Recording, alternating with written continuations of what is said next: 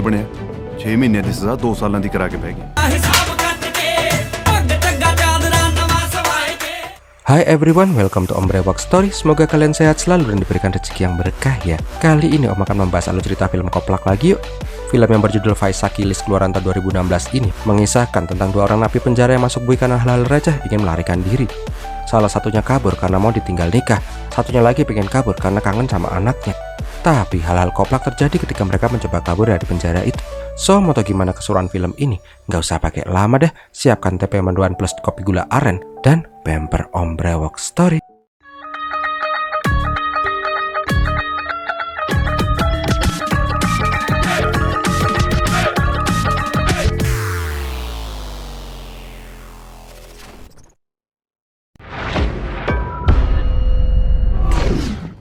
Awal kisah diperlihatkan sebuah penjara yang super ketat di daerah Punjab, India. Tak lama kemudian datang kepala sipir penjara yang baik hati yang bernama Johal Singh. Walaupun mukanya sangar karena berewokan, ternyata Johal ini berhati teletabis. Dia itu baik banget sama semua anak buahnya dan terutama sama napi-napinya. Prinsipnya adalah memanusiakan manusia agar para napi ketika keluar penjara tidak melakukan hal buruk lagi. Intinya sih Johal ini baik banget, nggak kayak penjara negara yang depannya lupain apa ya. Tapi walaupun udah diperlakukan secara baik, ada satu napi yang hobinya itu mencoba kabur mulu. Napi nomor 107 yang bernama Tarsem Lal. Di tempat lain, diperlihatkan ada monster cacing tanah yang keluar dari lubang.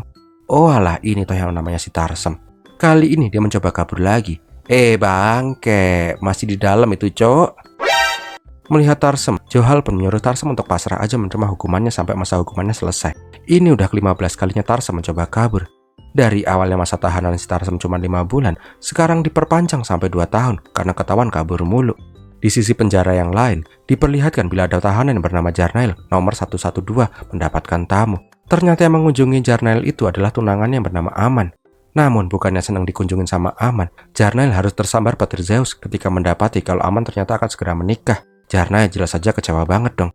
Katanya kamu mau sehidup semati sama aku, tapi kau meninggalkan diriku, janjimu palsu. Namun si Aman mah rasional aja sih ya. Sekarang si Jarnail lagi mendekam di penjara gara-gara kasus narkoboy. Apalagi keluarga Aman sudah menjodohkan Aman dengan cowok tajir di luar sana. Di sini Jarnail mengatakan kalau dia tuh nggak bersalah, dia tuh dijebak dan yang kemungkinan menjebak dirinya adalah kakak dari Aman yang nggak suka kalau mereka berdua itu menikah. Aslinya sih si Aman tuh masih cinta sama si Jarnail. Andai Jarnail nggak di penjara, pasti dia mau diajak kawin lari. Tapi apalah daya, sekarang si Jarnail ada di dalam sel. Jangankan kawin lari, keluar buat beli seblak aja nggak bisa. Akhirnya mau nggak mau, Aman pun pasrah dinikahkan dengan cowok ganteng, tajir, sukses, pilihan babenya. Ternyata pembicara itu dilihat oleh Johan dan Tarsem. Tarsem yang penasaran menanyakan, sinetron apakah ini? Akhirnya si Johal menceritakan kisahnya si Jarnail. Dahulu kala diperlihatkan bila si Jarnail itu bekerja sebagai tukang susu keliling. Pas ngantar susu, dia meminta tolong sama mak comblang kota untuk mengantarkan dirinya untuk melamar seorang gadis. Keesokan harinya, Jarnail diantar oleh mak comblang datang ke rumah keluarga si Aman untuk melamar. Di sini diperlihatkan, walaupun si Jarnail itu cuma peternak sapi dan hidup sebatang kara, dia sangat tegas dan bertanggung jawab. Hal itu membuat ayah dari Aman sangat kagum pada Jarnail dan langsung menerima lamaran si Jarnail. Namun ada yang gak suka dengan lamaran si Jarnail itu. Kakak Aman yang bernama Guri gak suka kalau adiknya itu dilamar sama tukang susu macam Jarnail itu.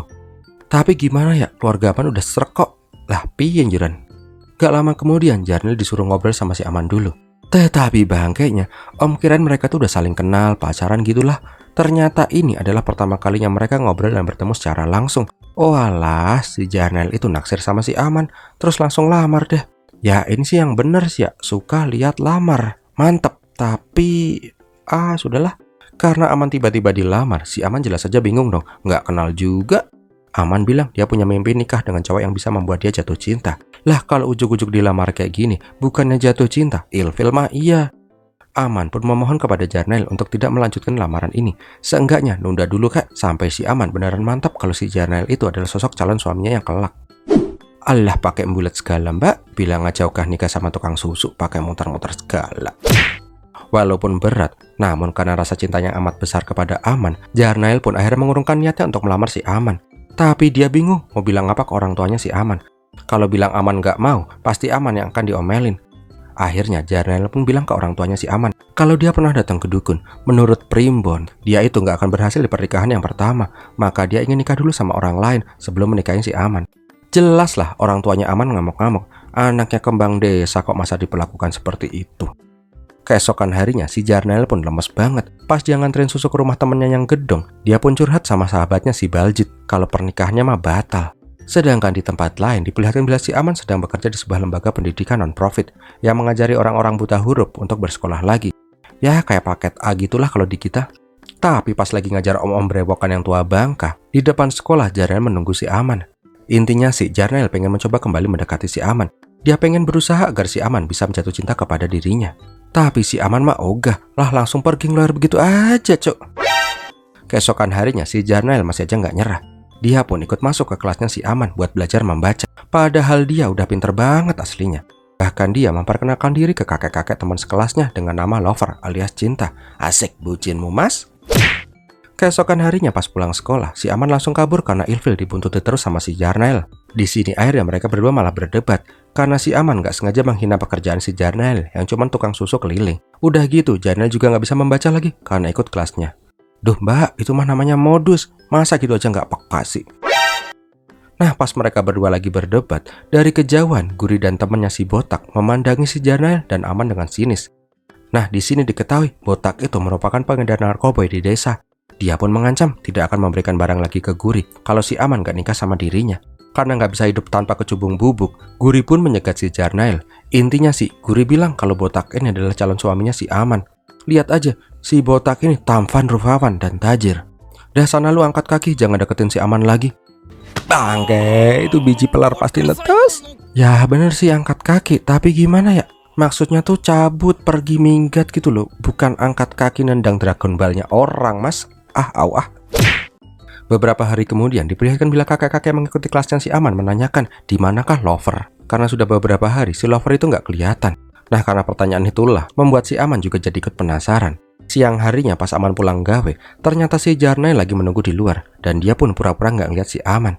Ketika si Aman menyapa, si Jarnail ini sok jual mahal.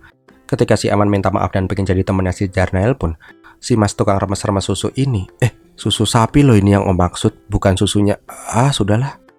Intinya si Jarnail ini tetap aja jual mahal. Dia bahkan bilang, susu aja kalau dianggurin akan berubah menjadi keju. Sedangkan keju itu harganya lebih mahal daripada susu. Intinya sih sekarang si Jarnail itu jual mahal dan bilang kalau dia itu sekarang udah mahalan. Ketika si Aman gedek sama si Jarnail dan pergi, tiba-tiba Jarnail bilang, tahu nggak kalau keju yang mahal itu sangat cocok untuk wanita yang anggun seperti kamu. Karena mendengar itu, Aman pun menjadi timbul rasa deg-deg-deg ser. Dan udah tahu kan film India loh ini sob. Joget dulu lah sambil kejar-kejaran di pohon. Di dunia ini semua bisa terjadi dan apa yang akan terjadi kita tak akan pernah mengetahui. Marilah kita hadapi, pasti ada jalan keluar. Hari ini siapa yang akan bahagia?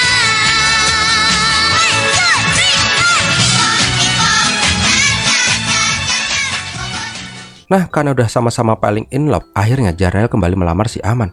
Aman juga bilang di lamaran si Jarnail yang pertama, dialah yang menyuruh si Jarnail untuk berbohong. Karena semua kesalahpahaman sudah selesai, akhirnya orang tua Aman pun menerima lamaran si Jarnail kembali. Tetapi tetap aja si Guri mah gedek. Sepulang dari melamar, Jarnail datang ke rumah si Baljit untuk meminjam uang buat pernikahannya. Jelaslah sebagai sahib yang baik dan tajir melintir, Baljit pun meminjamkan uang ke Jarnail dan mengucapkan selamat atas pernikahannya. Namun pas mau pulang ke rumah, tiba-tiba si Jarnail dicegat sama polisi. Aneh bin ajaibnya, di dalam gentong susunya ditemukan narkoba kecubung bubuk seberat 2 kilo. Karena hal itulah, Jarnail pun dijebloskan ke penjara. Melihat Jarnail yang ditangkap karena narkoba, orang tua Aman pun menjadi kecewa dan membatalkan pernikahan Aman dengan Jarnail. Dan yang paling senang tentu aja si Guri dong. Itulah kenapa si Jarnail bisa mendekam di penjara. Mendengar cerita mengenaskan seperti itu, si Tarsim pun akhirnya mulai mendekati si Jarnail. Dia pun turut perhatian dengan kisah si Jarnail itu. Tapi aslinya sih, si Tarsem pengen ngajak si Jarnail untuk kabur bersama. Satu sisi dia tuh kasihan sama si Jarnail yang mau ditinggal nikah. Yang nasibnya udah sama kayak Om Brewok dulu, juga ditinggal nikah. Sedih om. Kok malah curhat sih? Wis.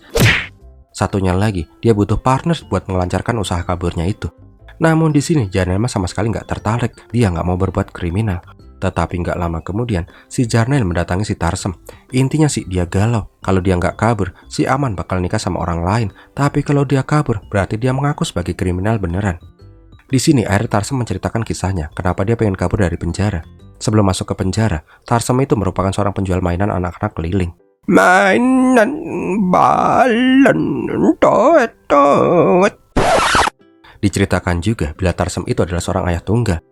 Pada saat menjemput anaknya si Bugu di sekolah, Bu Guru memberitahu ke Tarsem kalau Bugu itu udah kelas 2, masih aja belum bisa membaca. Tetapi si Tarsem gak ambil pusing, asalkan anaknya bahagia, dia sudah cukup puas. Baginya kebahagiaan si Bugu itu di atas segalanya.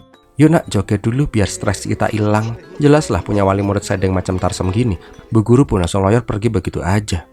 Namun pada saat pulang ke rumah, tiba-tiba si Bugu terserempet motor Pak Polisi yang lagi main HP di jalan. Gak terima anaknya diserempet, Tarsem pun langsung keplak Pak Polisi itu. Dengan amarah yang meluap-luap, si Tarsem memarahi Pak Polisi itu. Karena hal itulah Tarsem dimasukin ke sel penjara. Di sana mertua dan kakak ipar si Tarsem meminta maaf ke Pak Polisi aja, biar masalah ini gak semakin runyam. Tapi si Tarsem mah gak mau. Dia gak sudi minta maaf ke orang yang telah menabrak anak kesayangannya itu, walaupun itu adalah polisi berewokan sekalipun. Karena hal itulah, Pak Polisi yang mirip logonya Om Brewok Story ini akhirnya menuntut si Tarsem, dan pengadilan menjatuhi hukuman 5 bulan penjara bagi si Tarsem. Di penjara, Tarsem pun bilang kalau dia akan segera bebas dari penjara dan akan menjemput si Bugum. Karena hal itulah, setiap ada kesempatan, Tarsem mencoba melarikan diri. Tapi apalah daya, dia selalu ketangkap. Pernah suatu waktu, dia pengen kabur pakai galah.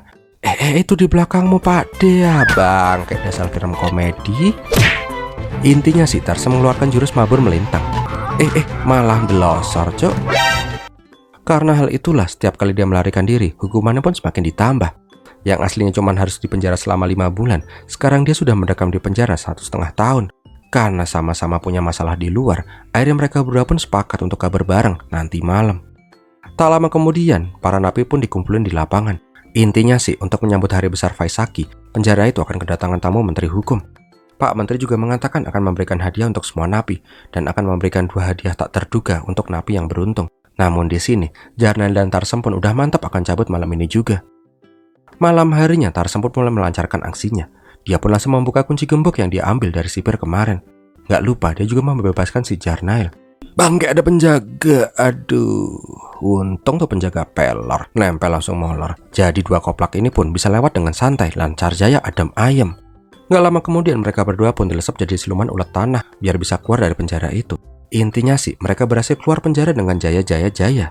Setelah berhasil kabur, tugas mereka selanjutnya adalah pergi ke kota. Namun pas mau minta tebengan, gak ada mobil yang mau berhenti. Ya jelas lah, siapa juga yang mau ngasih tebengan ke orang pakai baju tahanan kayak gitu? Karena udah kepepet, si Tarsem pun punya ide. Dia pun langsung rebahan dan cosplay jadi mayat. Nah, pas ada mobil yang berhenti, si Jarnail langsung disuruh untuk membegal tuh mobil. Gak lama bukannya mobil yang lewat, tapi malah ada mas-mas boncengan naik sepeda yang lewat. Karena udah ngos-ngosan dan gak ngeliat jalan, tuh mas-mas sepeda kebo malah nabrak si Tarsem sampai Tarsem encok begelinu. Karena udah ketabrak itulah, 2 kriminal ini pun pengen ngebegal sepeda kebo milik mas-mas itu. Kasiannya, mas-mas itu ternyata pada miskin, mereka hanya punya sepeda itu buat bekerja. Belum lagi, mereka belum makan dan tidur selama 3 hari ini. Karena hal itulah, akhirnya 2 kriminal pun menjadi iba dan menyuruh mas-mas itu untuk rebahan aja di jalan, sekalian disuruh bobok. Kasian, belum bobok kan dari kemarin. Singkat cerita, gak lama kemudian ada mobil jeep yang kebetulan lewat di sana. Melihat ada 2 orang yang rebahan di jalan, mereka pun berhenti. Bangkeknya, tuh mas-mas yang kelihatannya sangar malah langsung dibegal sama 2 koplak. Nggak cuma dibegal mobilnya sih, mereka juga ditelanjangin. Apes. Kampret, ini mah pada ngorok beneran, bukannya mayat. Di tempat lain diperlihatkan sebuah pesta sebelum pernikahannya si Aman. Pada saat semua orang lagi pada bahagia, si Aman terlihat lemes, lesu, lapar, dan galau. Tak lama kemudian, 2 koplak pun sampai di rumah mertuanya si Tarsem. Sebagai perpisahan, mereka pun berpelukan. Nah, pas mertuanya Tarsem melihat si Tarsem, mereka langsung kaget dong. Bisa-bisanya si Tarsem kabur dari penjara. Namun pas melihat si Bagu, senyuman Tarsem kembali muncul. Anehnya pas melihat ayahnya, Bugu tidak senang dan dia malah berlari ke neneknya. Bugu berkata dia takut dengan ayahnya karena ayahnya sudah lama tidak menemui dirinya dan sekarang malah kabur dari penjara. Jelaslah si Tarsem langsung sakit hatinya. Anak yang dia perjuangkan malah gak mau ikut pergi dengan dirinya. Belum lagi mertuanya si Tarsem mengancam akan menelpon polisi bila si Tarsem gak mau pergi dari rumah itu. Intinya sih, Bugu baru mau pergi sama ayahnya kalau si Tarsem itu beneran bebas dari penjara. Bugu juga meminta Tarsem untuk gak kabur-kabur lagi. Coba kalau dari dulu Tarsem gak kabur, sekarang pasti Tarsem sudah bebas dan mereka hidup bahagia, ya nggak sih? Karena ditolak oleh anaknya, Tarsem pun pergi dengan kecewa. Di tempat lain, si Jarnail sampai di rumahnya si Aman. Di sini Aman melihat si Jarnail dari loteng sambil menangis. Ternyata benar Jarnail kabur dari penjara untuk dirinya. Asik pelukan. Intinya mereka berdua pun sepakat akan kabur-kabur lari agar cinta mereka tidak terpisahkan. Alah bullshit cilit. Makan tuh cinta. Nanti kalau meteran listrik udah bunyi tit tit tit baru ngerasain. Keesokan paginya diperlihatkan si Johal yang sumringah. Dia bilang kalau tujuannya akhirnya tercapai. Di sini Johal bilang ke anak buahnya kalau usahanya untuk meminta grasi kepada Menteri Hukum akhirnya berhasil. Intinya sih dia berhasil meminta grasi bebas untuk Tarsem dan Jarnail karena Johal itu tahu kalau mereka berdua itu ditahan karena masalah receh dan kasus fitnah. Di sini Johal meminta sipir Canco untuk memanggil Tarsem dan Jarnail. Gak hanya itu, ternyata Johal juga memasang pemberitahuan di koran lokal yang menyatakan bila menteri memberikan grasi bebas kepada Tarsem dan Jarnail. Dan hal itu pun dilihat oleh kakak iparnya si Tarsem, si Bem Chan. Jelaslah si Bem seneng banget iparnya akan bebas. Sedangkan di lapas, asisten menteri bilang ke Johal kalau keponakan menteri yang seorang wartawan pengen melakukan interview kepada Tarsem dan Jarnail. Jelaslah Johal mempersilahkan itu. Tetapi pas sudah menyanggupi, Canco bilang ke Johal kalau udah diubek-ubek satu lapas, tapi dia nggak nemu dua biang masalah itu. Sedangkan di jalan diperlihatkan bila si Jarnail dan Aman mau kawin lari. Tetapi karena rasa bersalahnya udah kabur, Jarnail pun pengen pamitan dulu ke Pak Johal karena emang sih Johal itu baik banget sama dia. Nah pas nelpon itu, Jarnail pengen bilang dia udah kabur. Tapi sebelum dia berhasil ngomong, Johal bilang duluan kalau dia punya kabar gembira, yaitu Jarnail dan Tarsem akan bebas hari ini. Mate modar lah kuih. Bangkainya, pas si Jarnail bilang kalau dia udah kabur, si Johal langsung shock. Niatnya sih mau nolongin, malah sekarang si Johal yang dalam masalah. Kalau sampai ketahuan mereka berdua itu kabur, maka si Johal yang akan dijebloskan ke penjara. Di sini Johal pokoknya nggak mau tahu. Intinya, mbuh piye carane si Jarnail dan Tarsem harus pulang ke lapas lagi. Kalau nggak, bukannya bebas, malah mereka berdua akan dijadikan buronan negara. Nah, pas menunjukkan koran ke Aman, si Aman sumringah banget. Tapi masalahnya sekarang, kalau dia nggak balik ke lapas secepatnya, maka dia nggak akan jadi bebas. Belum lagi, si Jarnail nggak tahu keberadaan si Tarsem sekarang ada di mana. Di tempat lain, ternyata si Tarsem itu masih di depan rumah mertuanya. Dia tertunduk lesuh dan sedih karena bingung harus bagaimana lagi. Buku yang lihat babenya seperti itu aslinya mah nggak tega. Tapi gimana ya kalau pergi sama babenya sekarang, sama aja hidup mereka dalam pelarian. Gak lama kemudian Aman dan Jarnail pun sampai di sana dan langsung ngasih koran berita pembebasan mereka. Karena sudah tahu akan bebas secara resmi, Buku dan mertuanya pun ikut senang. Yang lebih membahagiakan lagi adalah si Buku sekarang sudah lancar banget bacanya. Asik. Nah kembali lagi ke lapas yuk. Pas semua sipir lagi pada mumet, tiba-tiba si Bem datang membawa manisan. Intinya sih dia pengen merayakan kebebasan adik iparnya. Tapi pas dikasih tahu kalau si Tarsem itu kabur, dia langsung mewek. Piye to dek, mau dibebasin malah minggat, walah. Karena nggak mau cuma menunggu aja, Johal memerintahkan Jajid dan Bim untuk pergi ke tempat-tempat yang biasanya Tarsem kunjungi. Siapa tahu si Tarsem ada di sana. Singkat cerita, Jajid dan Bim pun datang ke tempat pertama, sebuah panti pijat enak-enak. Melihat om-om berewokan kumis japlang, Mami di sana pun langsung menawarkan cewek terapis. Lah ini biasa sih malah diajak tempat enak-enak kayak gini. Kalau aneh pengen gimana yo, kan berabe anunya. Nah ketika si Jajid lagi panas dingin anunya, di lapas Johal ditelepon sama si Jarnail yang udah menemukan si Tarsem. Di sini Jarnail meminta Johal untuk membukakan gerbang lapas pas mereka sampai. Lah utekmu kilo yo pak, kalian itu kabur, masa iya mau masuk lewat pintu gerbang? Udahlah kalian masuk lewat lubang kabur kemarin aja. Tapi bangkainya, tiba-tiba si Canco sama si Tarsem laporan ke Johal kalau lubang kabur kemarin udah dicor sama semen. Intinya sih, nggak akan ada yang bisa lewat sana lagi. Jangankan orang-orang aja nggak akan bisa lewat sana. Aduh, punya anak buah kok kuclok semua sih. Nah, pas mau kembali ke lapas, tiba-tiba si Jarnail melihat si Gurit di sana. Ya, mereka langsung kabur dong, meninggalkan si Tarsem yang ngomong sendiri. Namun pas si guru menanyakan apakah si Tarsem pernah melihat si Aman seperti di foto, Tarsem bilang, ya aneh juga lagi nyariin orang. Tapi pas tahu kalau si guru itu kakaknya si Aman, tiba-tiba si Tarsem langsung acting jadi orang idiot. Kamu siapa? Aku di mana? Lah, mama, ya beli naik ke dia. Karena nggak mau berurusan dengan orang sedeng, Guri pun langsung cabut. Selamat. Nah sebelum pulang ke lapas, Jarnail menyempatkan diri datang ke rumahnya si Baljit, yang ternyata di rumahnya juga lagi ada acara gitu. Oh alah si Baljit itu juga mau nikah toh. Nah pas ketemu sama si Baljit, Jarnail bilang kalau dia akan segera membalikan uangnya, tapi nyicilnya agak lama. Soalnya pinjaman yang kemarin diambil sama polisi korup. Aman juga bilang minta restu dari si Baljit, karena dia akan kawin lari dengan si Aman. Tapi dari kejauhan si Aman langsung kaget pas ngeliat si Baljit. Dan yang lebih bangkainya lagi, tiba-tiba si Baljit ditelepon sama orang tuanya si Aman, yang bilang kalau si Aman itu kabur. Oh alah bangke. Ternyata yang dijodohin sama si Aman itu si Baljit ini toh. Dasar teman mangkat teman. Cuh. Setelah pergi dari rumahnya si Baljit, Aman pun akhirnya menceritakan semuanya. Janail jelas saja nggak terima dong. Ternyata si Baljit itu teman makan teman. Tetapi bangkainya, pas di jalan mereka malah ketahuan sama pemilik mobil yang dibegal kemarin. Ya kejar-kejaran lah mereka. Bangkainya lagi, si Bim dan si Jasjit ngeliat kejar-kejaran itu juga ikutan join kejar-kejaran lah. Nah karena nggak mau ketahuan yang dikejar-kejar itu adalah napi yang kabur, si Jasjit pun langsung menyekat mobil polisi itu. Dia pun berpura-pura minta kartu anggota polisi itu. Siapa tahu tuh polisi gadungan, biar mereka ngulur waktu. Sedangkan di lapas, keponakan menteri datang sesuai janji untuk mewawancarai Jarnail dan Tarsem. Karena yang dicari nggak ada di sana, mau nggak mau si Johal pun mengulur-ngulur waktu, biar mereka berdua nggak sadar. Tetapi karena udah diputar-putarin tetap aja nggak ditemuin sama si Jarnail dan Tarsem, Anita dan Yayu pun gedek juga dan mengancam akan melaporkan ini ke paman mereka. Nah, karena udah nggak punya pilihan lain, akhirnya Johal menyuruh Canco memanggil tahanan lain kasus pembunuhan yang kebetulan namanya sama Jarnail dan Tarsem. Kan mbak-mbak itu cuma pengen ketemu sama Jarnail dan Tarsem, tapi kan nggak bilang Jarnail dan Tarsem yang mana, ya kan? Singkat cerita, Anita dan Yayu pun dipertemukan oleh preman pembunuh berdarah dingin. Lah iki piye sih, katanya mau dikasih gerasi itu berperilaku baik. Ini malah sangar-sangar gini ya. Nggak cuman itu, tuh penjahat malah nabuk si Anita tanpa alasan. Jelaslah Anita dan Yayu pun langsung kabur. Nggak lama kemudian, dua cewek ini pun langsung protes ke Johal dan mengancam akan bilang ke omnya. Tetapi nggak lama kemudian, Menteri Hukum yang bernama Mahendra datang ke lapas itu. Muter, kipilah. Nah, untuk mengulur waktu, Johal memerintahkan para tahanan yang lain untuk berbaris di depan lapas. Intinya sih buat ngulur waktu gitu. Tapi nggak lama, Yayu dan Anita laporan abis ditabok sama dua koplak KW. Tapi untungnya, Johal berhasil mengalihkan perhatian si Mahendra. Untung menterinya Oon. Karena udah ngulur waktu dua koplak masih aja belum kelihatan, si Johal pun punya ide. Si Mahendra disuruh nanam pohon sebagai simbolis. Tapi bangkainya, mereka nggak punya pohon kecil di sana. Alhasil, si Jasjit ngasih pohon hiasan plastik. Kembali lagi, karena nih Menteri Oon, dia pun percaya-percaya aja dan mengira itu jenis pohon baru. Sedangkan di jalan, tiba-tiba si Jarnail dan yang lain dicegat oleh Baljit dan keluarganya. Di sini Aman menyuruh penerobos aja.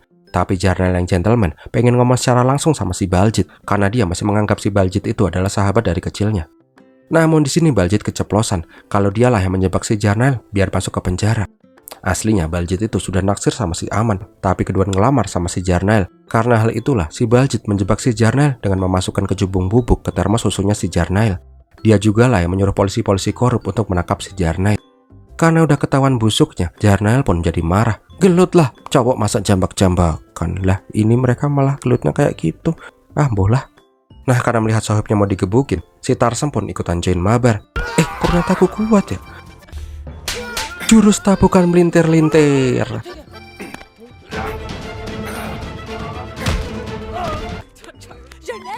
Jurus tepok silit, tepok bokong. Singkat cerita, mereka pun pengen kabur. Bangke, gua belum kebawa, cok. Sialnya pas Tarsem gelantungan di mobil, yang lain malah ikutan gandul. Ya udah kayak ulet tangga aja nih. Nah, pas udah nggak kuat, si Tarsem pun jatuh. Ya kejar-kejaran lagi lah, sekarang pakai kaki. Sedangkan si Jarnail juga main senggol-senggolan mobil yang masih Baljit. Otar weh, jerudukan. Makanya jadi teman jangan bangke.